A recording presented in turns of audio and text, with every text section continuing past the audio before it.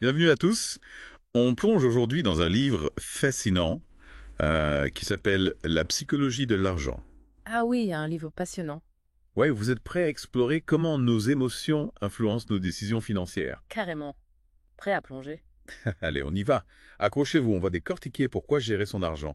C'est souvent plus une question de psychologie que de chiffres. Exactement. Hmm. C'est ce que ce livre nous montre aussi bien. Et pour commencer en beauté, on va parler d'un certain Ronald Reed.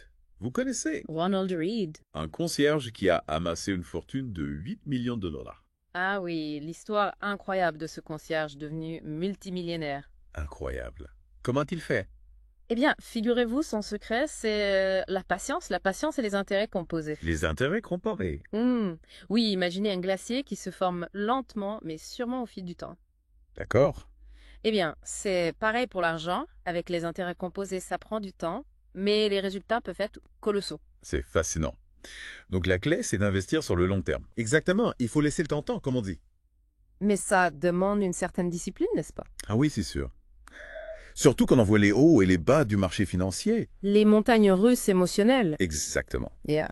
Imaginez investir sur le Dow Jones entre 1950 et 2019. Oui, Le rendement annuel moyen était de 11%. C'est énorme. impressionnant.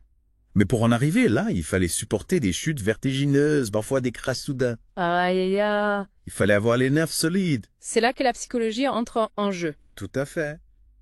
Beaucoup d'investisseurs cèdent à la panique et vendent au plus bas par peur de tout perdre. La peur peut être un mauvais conseiller. Ah oui, c'est le moins qu'on puisse dire. D'ailleurs, le livre nous invite aussi à réfléchir à nos modèles de réussite en matière de finances. Des modèles de réussite. Oui, par exemple, on admire souvent ceux qui ont connu un succès fulgurant comme Bill Gates. Bill Gates, le fondateur de Microsoft. Oui, mais on oublie souvent le rôle de la chance dans ces success stories. La chance. Oui, Bill Gates a eu beaucoup de talent, c'est indéniable. Bien sûr. Mais il a aussi une chance extraordinaire. Vous voulez dire qu'il aurait pu ne pas réussir? Tout à fait. Le livre prend l'exemple de son ami d'enfance, Kent Evans, Kent aussi brillant que Bill Gates en informatique. Ah, Mais il est décédé tragiquement dans un accident. oh, c'est terrible. Oui, la vie est parfois injuste. C'est un rappel que la chance joue un rôle important. Exactement.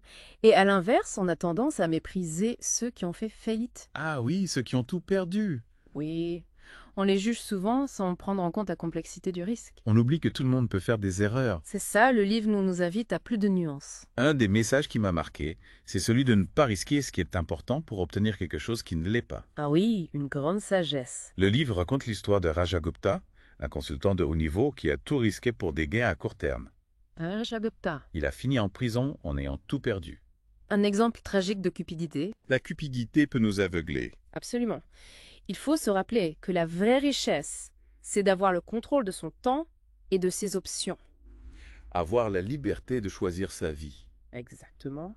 Et ça ne dépend pas forcément du montant sur son compte en banque. C'est ça, la liberté financière peut prendre plusieurs formes. J'aime beaucoup cette idée. Le livre explore aussi le concept de suffisance. La suffisance. Oui, l'idée qu'il existe un point où plus d'argent n'apporte plus de bonheur. Intéressant. Mais ce point de suffisance est propre à chacun, non? Exactement. Il dépend de nos valeurs, de nos aspirations. Le livre nous invite à définir notre propre vision du succès financier. C'est ça l'important, c'est d'être en accord avec soi-même. Ce qui est vraiment intéressant avec ce livre, c'est qu'il ne se contente pas de conseils financiers classiques. Oui, c'est bien plus que ça. Il explore la dimension psychologique et émotionnelle de l'argent. Nos émotions jouent un rôle énorme dans nos décisions financières. On est loin des tableaux Excel et des calculs froids. Ah, ça oui. Le livre nous encourage même à accepter notre irrationalité. Notre irrationalité. Oui, on n'est pas des robots. On ne prend pas toujours des décisions parfaitement rationnelles. C'est rassurant de savoir qu'on n'est pas les seuls. Le livre nous invite à comprendre nos émotions plutôt que de les ignorer. Intéressant. Trouver une stratégie d'investissement qui nous permet de dormir sur nos deux oreilles. Dormir sur ses deux oreilles, c'est la clé. Absolument. La tranquillité d'esprit n'a pas de prix. Et ça nous amène à un autre concept important, la marge d'erreur. Ah oui, la marge d'erreur. On ne peut pas tout prévoir. Exactement. Il faut toujours s'attendre à l'imprévu. C'est comme construire un pont. Un pont, Oui, un bon ingénieur le conçoit pour supporter des charges bien plus lourdes que la normale. au cas où. Exactement. On devrait faire pareil avec nos finances. Avoir une marge de sécurité pour résister aux tempêtes. J'aime bien cette image. La diversification est aussi très importante. Diversifier ses investissements. Oui, mais aussi ses sources de revenus. Ne pas mettre tous ses œufs dans le même panier. Exactement. C'est une forme d'assurance pour notre patrimoine financier. Et en parlant de protection, le livre aborde aussi ce qu'il appelle les longues traînes en finance. Les longues traînes. Oui, c'est une idée qu'un petit nombre d'événements souvent imprévisibles peuvent avoir un impact énorme sur nos finances. Un peu comme en bourse, où une poignée d'entreprises génère la majeure partie des gains. Exactement. C'est ça l'idée. Donc au lieu de se focaliser sur le court terme, on devrait plutôt se concentrer sur ces rares événements qui changent la donne. C'est ce que l'auteur suggère, la plupart des gens surestiment leur capacité à prédire le marché. On se prend pour des Nostradamus de la finance. Un peu, oui. Mieux vaut adopter une approche à long terme et laisser la magie des intérêts composés opérer. Laisser le temps faire son œuvre. Exactement.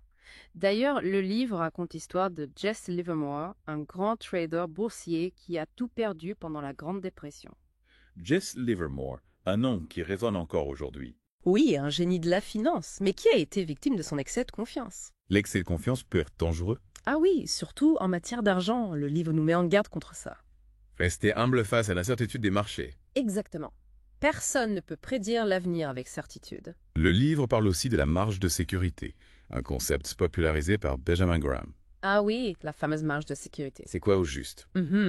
Imaginez que vous achetez une voiture d'occasion bien en dessous de sa valeur réelle. D'accord. Cette différence, c'est votre marge de sécurité. Elle vous protège si la voiture a des vices cachés. Intéressant. Et on applique ce principe à l'investissement. Exactement. Benjamin Graham recommandait d'acheter des actions à un prix inférieur à leur valeur intrinsèque. Pour se protéger des pertes potentielles. C'est ça une approche prudente pour préserver son capital. La prudence est de mise quand il s'agit d'argent. Tout à fait. Et la psychologie joue un rôle énorme dans tout ça. Nos émotions peuvent nous influencer. Ah oui, énormément. Le livre explore plusieurs biais cognitifs qui peuvent nous induire en erreur. Des biais cognitifs. Oui, par exemple, l'aversion à la perte, le biais de confirmation, ou encore l'illusion de contrôle. Qu'est-ce que c'est que l'aversion à la perte? C'est cette tendance qu'on a tous à ressentir plus fortement la douleur d'une perte que le plaisir d'un gain équivalent. On déteste tous perdre de l'argent, Exactement. Et ça peut nous pousser à prendre des décisions irrationnelles. par exemple. Garder des actions en perte trop longtemps ou éviter des investissements pourtant prometteurs. Par peur de perdre. Exactement. La peur que nous paralyser. Et le biais de confirmation, Le biais de confirmation, c'est quand on recherche uniquement les informations qui confirment nos opinions. même si elles sont fausses. Oui, on se crée une bulle de filtre. On voit ce qu'on veut voir. Exactement. Et ça peut nous empêcher de prendre des décisions objectives. On se laisse aveugler par nos propres croyances. C'est ça le danger du biais de confirmation. Et l'illusion de contrôle. L'illusion de contrôle, c'est quand on surestime notre capacité à influencer des événements qui sont en réalité aléatoires. On se prend pour des magiciens. Un peu, oui. On pense qu'on peut contrôler le marché, alors qu'en réalité, on est soumis à des forces qui nous dépassent. On peut vite déchanter. Absolument. Le livre nous invite à prendre conscience de ces biais. Pour éviter de tomber dans le piège. Exactement. Il faut être vigilant et remettre en question nos propres perceptions. Et j'imagine que ces biais touchent tout le monde, même les experts.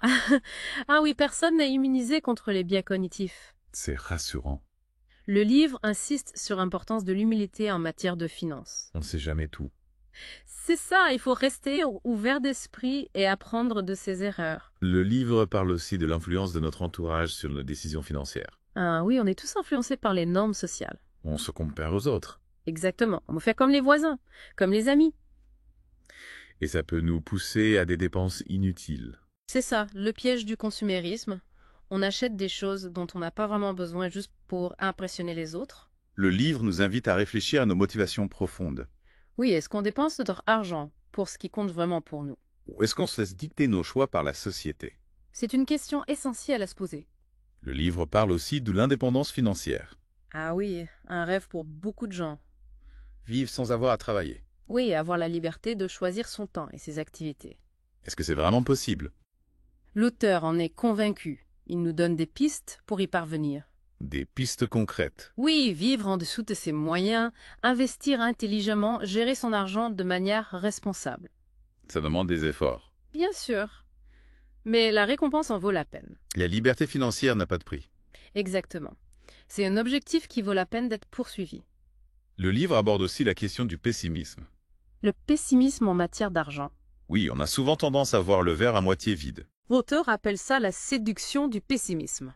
La séduction du pessimisme. Oui, on est attiré par les prédictions alarmistes, les scénarios catastrophes. On se complaît dans la peur. Un peu, oui. Le livre nous invite à prendre du recul par rapport à ces discours négatifs. À relativiser. Exactement. Le monde est plus résilient qu'on ne le pense. Il faut garder espoir. C'est ça. L'optimisme est souvent plus réaliste que le pessimisme. Le livre nous encourage à avoir une vision plus positive de l'avenir. Oui, sans pour autant ignorer les défis qui nous attendent. Un optimisme lucide en quelque sorte. Exactement. Oui, avoir une bonne gestion de ses finances, ça permet de se projeter plus sereinement vers l'avenir. C'est pas juste une question de gros sous, mais d'avoir une certaine tranquillité d'esprit. Exactement. Ouais. Savoir qu'on est capable de gérer les imprévus, les coups durs. Se sentir en sécurité, quoi. Oui, avoir des bases solides pour affronter les aléas de la vie. Et justement, le livre nous encourage aussi à mener une vie riche de sens, quelle que soit notre situation financière. Ah oui, ça c'est important. Avoue, on peut être millionnaire et se sentir complètement vide. Avoir tout l'argent du monde ne garantit pas le bonheur. Exactement. Le vrai bonheur, il vient des choses simples, les relations humaines, les expériences, la contribution au monde. Vivre une vie qui a du sens, quoi. Oui, trouver sa voie pour suivre ses passions, s'engager pour une cause qui nous tient à cœur. L'argent doit être au service de nos aspirations, pas l'inverse. Tout à fait. C'est un outil, un moyen, pas une fin en soi. Ce livre est vraiment une mine d'or et nous donne tellement de pistes de réflexion. Et c'est un livre qui fait réfléchir et qui nous pousse à nous remettre en question. Qu'est-ce que vous espérez que nos auditeurs retiendront de notre discussion aujourd'hui? Le message principal, je dirais, c'est que l'argent est un sujet profondément humain. Humain, mais là. Oui, c'est pas juste une question de chiffres et de calculs, c'est lié à nos émotions, nos valeurs, nos croyances. Il faut comprendre notre propre rapport à l'argent Exactement. Prendre conscience de nos biais, de nos peurs, de nos aspirations. pour faire des choix plus éclairés. Oui, des choix qui sont en accord avec nos valeurs profondes. Merci beaucoup pour tous ces précieux conseils. Ce fut un plaisir de partager ces réflexions avec vous et avec vos auditeurs. Chers auditeurs, on espère que cette plongée dans la psychologie de l'argent vous a donné matière à réflexion.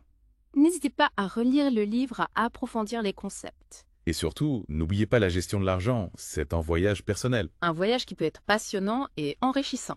Alors continuez d'explorer, d'apprendre et de grandir.